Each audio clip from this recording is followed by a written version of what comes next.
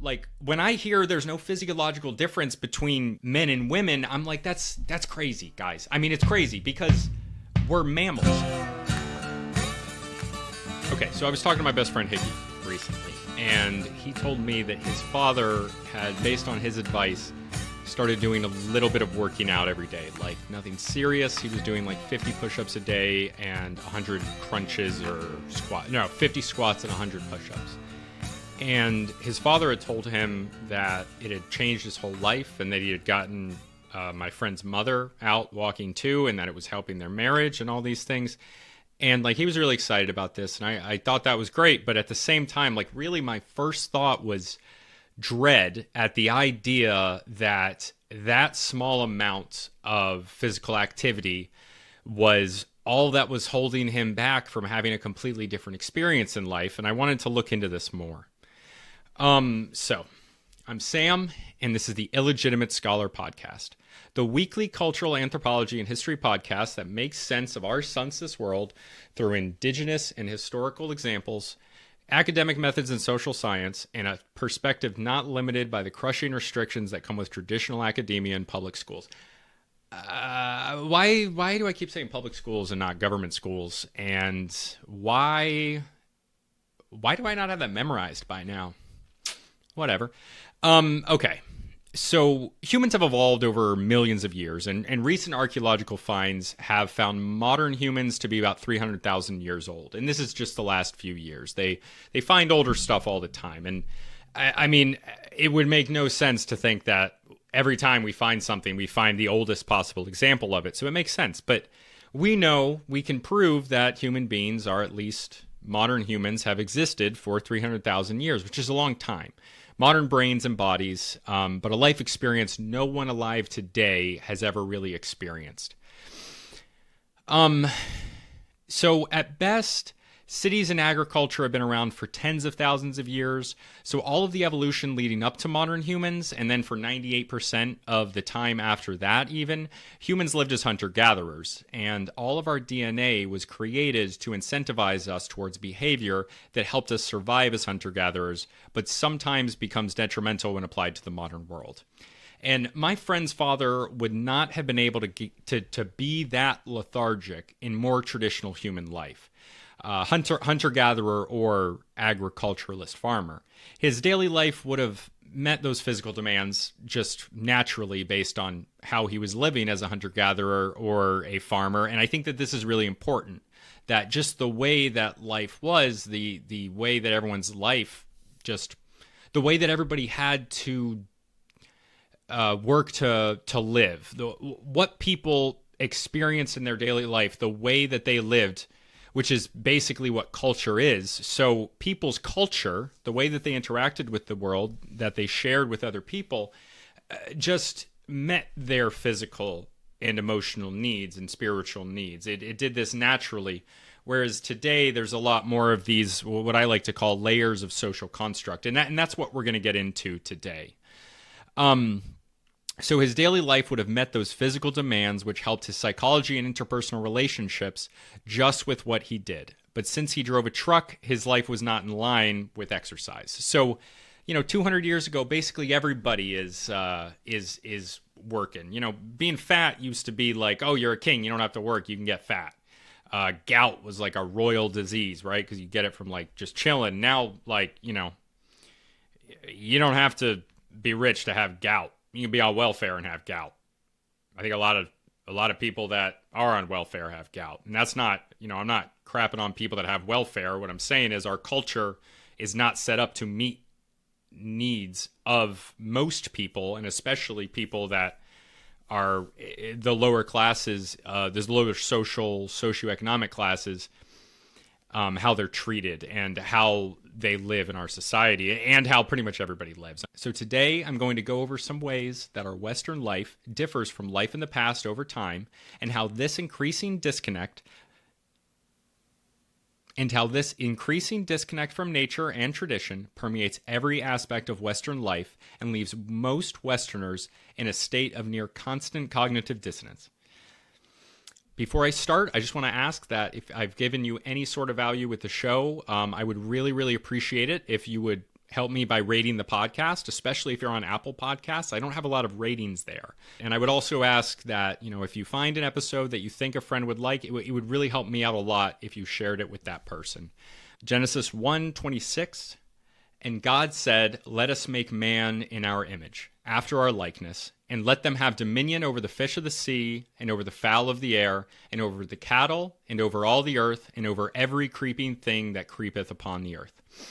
So if you've been listening to the podcast for a little while, you probably heard me talk about traditional religions, and those would be like hunter-gatherer religions, maybe horticulturalist religions, and oftentimes these religions are very connected to nature and maybe a part of nature, much more of a part of nature. When you look at monotheism and compare it to some of these other traditional religions that you are probably aware of if you've listened to my podcast for a little bit, I've talked about some of them, is they're much more directly related to nature. So they're a lot more involved with the natural world. And it is true that often they are a part of the natural world and subordinate to the natural world, praying to gods like sun gods, even the Aztecs, which were a very advanced people with an advanced culture.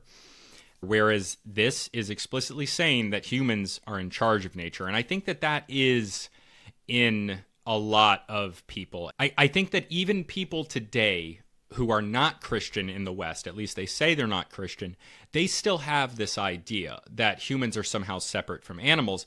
So in this conception that some people have, that God has given human beings the dominion over the earth, they're in a situation where they're still subordinate to God, but everything else is subordinate to humans in the natural world, on the earth. But once you go past that, in the post-religious West, as we see religious people saying their religion is declining, again, we're going to go into that on why I don't think that's necessarily true. It's just being applied in a different way.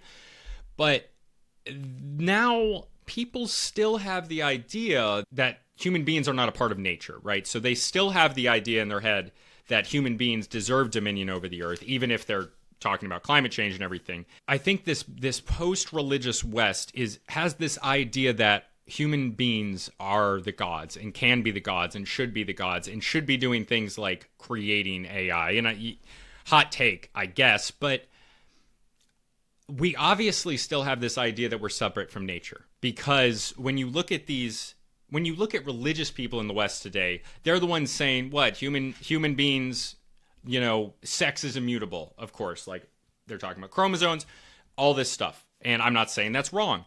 And then there are the, leftist, liberal, purple hairs, whatever you want to call it, saying, like, I identify as a fairy at the most extreme end. And, like, in that women can, like, trans women can compete in men's sports because there's no physiological difference. But, like, when I hear there's no physiological difference between men and women, I'm like, that's crazy, guys. We're mammals. And in my worldview, when I'm someone who is so connected to the idea of human beings as animals, that's a very foundational belief for me.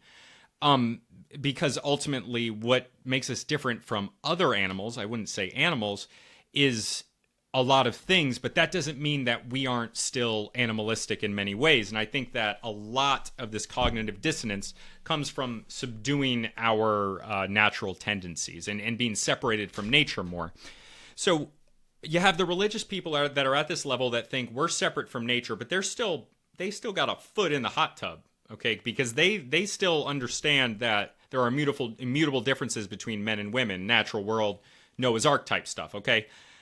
But with the liberals, the common idea in that ideology now is that men can be women, women can be women. I'm not saying women can be men. I'm not saying that, like, I'm against trans people. I'm not. I'm just saying that is the idea.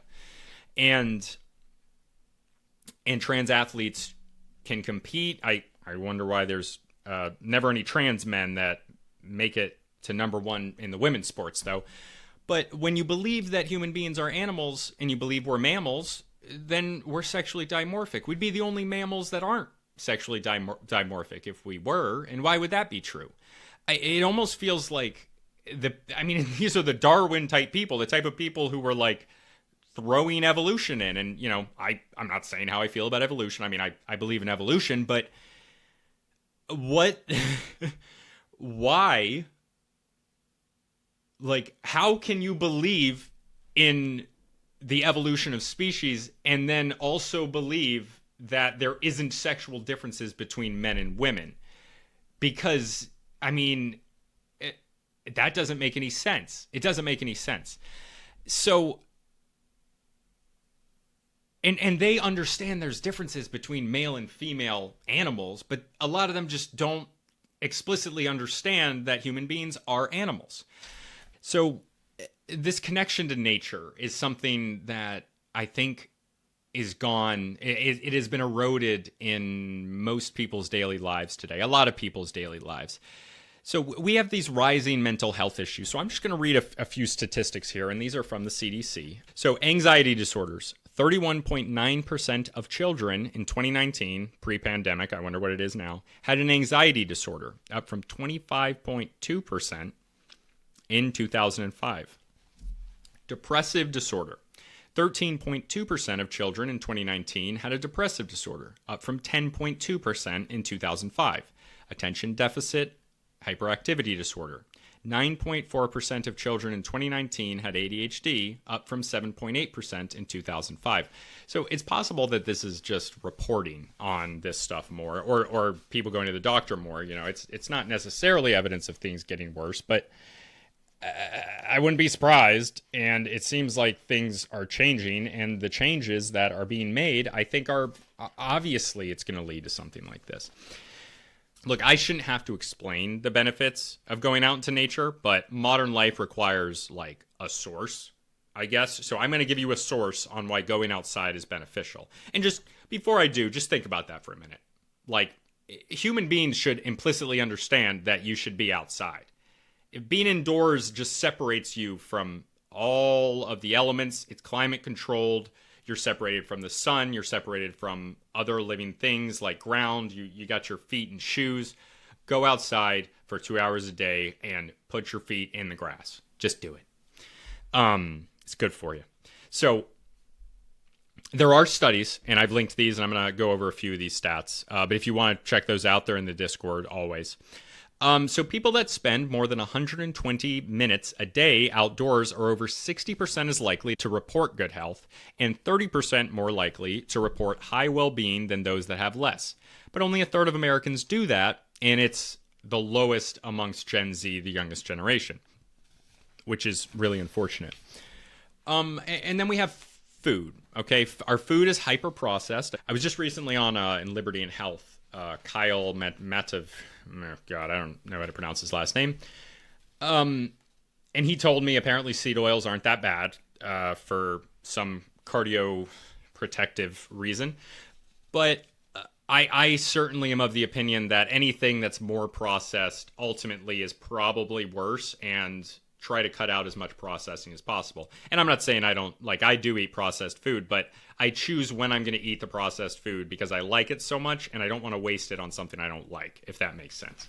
I love McDonald's hamburgers, cheeseburgers, and I love Twinkies.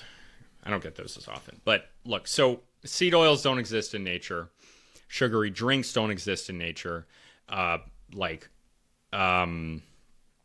Even cane sugar that's processed doesn't exist in nature, but it's a lower level of processing. The more and more processing there is, the more separated from just created by the natural world it gets. And I'm not saying this is always bad, but it's our ancestors were seeking out foods in the natural world to meet their nutritional needs, right? So their tastes and what they like to eat were based on the availability of certain things, and people really like sugar, and that's because they need to be looking for sugar, which mostly was naturally in fruit. But when you get to the 2020s and you can just take sugar and put it into a drink, which really doesn't exist in nature. There were no juice bars in Paleo Native American times or the Stone Age in Europe. That doesn't make any sense. So, I mean, I guess you could squeeze the juice out of a fruit, but that's the closest thing you're getting to liquid sugar. You're not gonna you're not getting simple syrup condensed from something in like a time when you got a loincloth on. So when you're processing the food so much, I mean, as soon as you start processing the food, you're getting it away from its natural state. And look, again, not all this stuff is bad, but it's just the giant net that just keeps building and building to more of this stuff. Family. Okay? Family and how we live. So Western culture is hyper individualistic. In a lot of traditional societies, there's no divorce, or very seldom is there divorce. And in a lot of in traditional Western societies, divorce isn't really a thing. And of course, there's also like no votes for landowning males or for women. I do want to address, though, of course, that somebody's going to be like, well, back then when there wasn't divorce, like women were discriminated against, and some people, and they couldn't vote. And what I would say to that is that, like, yes, I understand. Like, yes, I'm not saying that's good. But what I am saying is that women in that time couldn't vote, yes, but neither could men who didn't own land. And they were usually anyone under 25. I mean, very few men could vote. The difference here is that the center of traditional life in the United States and in other places in the West is the family unit, not the individual. In the individualistic West, we just think, oh, like you're an individual, one vote. But even in like early US, I mean, a young man who was a bachelor who didn't own land, still in his father's household, isn't necessarily emancipated at 18 and viewed as a full member of society. He's still under his father's household. He's not an individual. That individual can't vote. So it's not like they just hated women and they didn't want women to vote. It was that the family unit is the lowest form that they really care about, rather than the individual. And the man, the patriarch, is the head of the family unit. And again, I'm not saying that's right. I'm just saying that's what it was. So now, I mean, the individual it is the most important. And obviously, divorce is a lot higher. And again, I understand sometimes women are abused. There are situations where women need to get out of. But what's happened is that in our society, single parenting has become acceptable. And since it's become acceptable, it's become very common. And the reasons for doing it have become less and less. And there is a lot of statistics that show that living in a supportive two-parent household is integral to success in life. And what I will tell you, I don't have these statistics offhand. I've cited them in another episode. So if somebody wants to come after me for this and they can't find it on their own, I will find it for you if you send me an email. But a white man who grows up with one parent, or maybe a single mother, one of the two, one parent, is more likely to go to prison than a black man who grows up with two parents.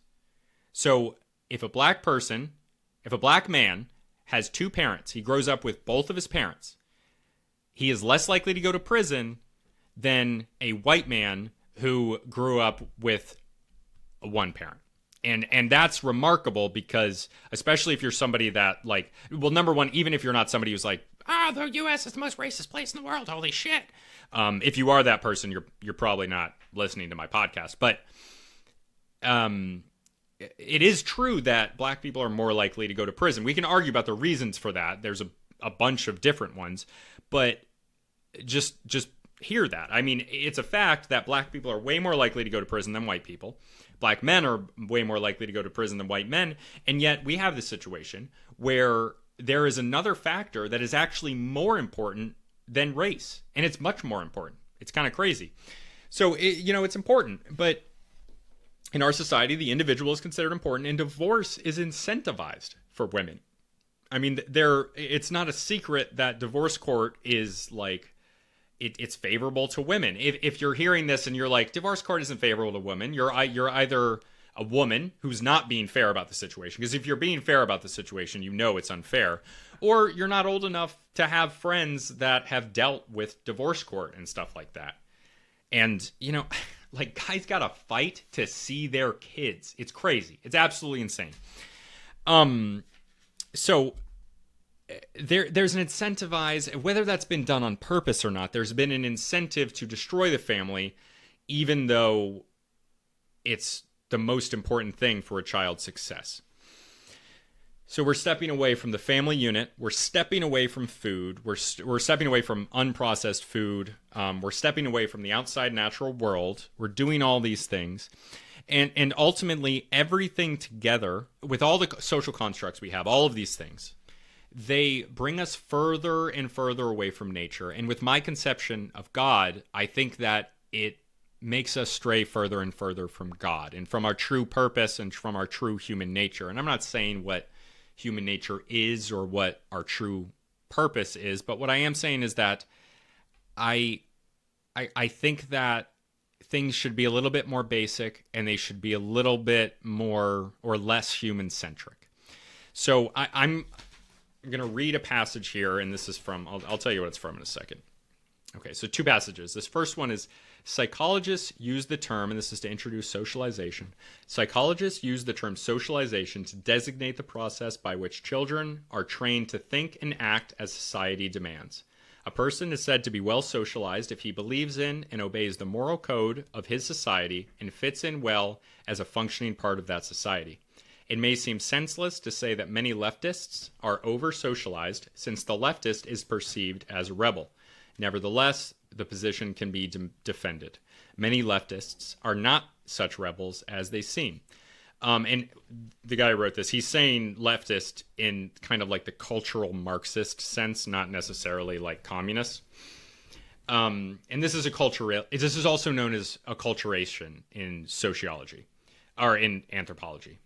So it's children being socialized and being taught the culture. So now I'm going to read about these thoughts about the primitive world, and I wanted to introduce socialization because that's related to these ideas in this next passage later in the book.